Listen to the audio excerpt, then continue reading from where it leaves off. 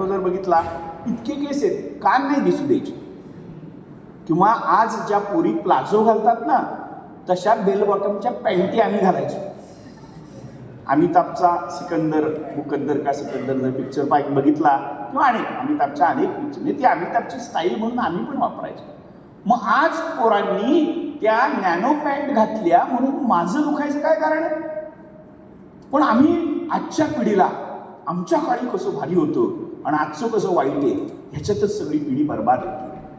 मला वाटतं नव्या ज्या काही सिस्टीम्स येत आहेत, आत्ता नवी पद्धत आली की शेंडी ठेवलीच पाहिजे, कानामध्ये बाळी घातली पाहिजे. का घालायची हे विचारलं की मग त्याला सांगता येतं. पण काचे प्रश्न विचारा, मग तुम्हाला अनेक गोष्टी कळतील. मित्रहो, हे राष्ट्र समजून घेताना जर तुम्ही टोल नाक्यावर थांबून तुमच्या गाडीचा नंबर जर 666666 असा असेल किंवा 999999 असेल आणि तुम्ही जर त्याच्याशी हुज्जत घालत असाल की कळत नाही का गाडी कोणाची आहे, समजत नाही का, ह्याला राष्ट्र म्हणायचं? ह्याला राष्ट्र म्हणतात का? की त्याच्याशी वाद घालत बसायचा किंवा वेटरला गेल्यावर रे स्वच्छ कर. महात्मा गांधीजींचं एक उदाहरण आहे की ते जेव्हा आफ्रिकेमध्ये एका हॉटेलमध्ये जेवायला गेले तेव्हा त्या वेटरला म्हणाले की तुझं सगळ्यांचं वाढून झालं की मग तू माझ्याकडे ये.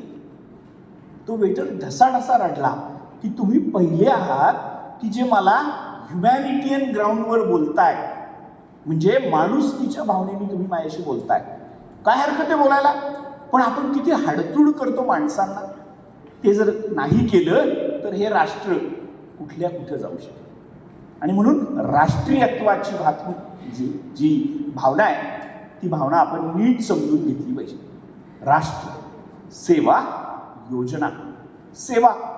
खरं तर गांधीजींनी असं सांगितलंय की उजव्या हाताने दिलेलं दान डाव्या हाताला कळू नये.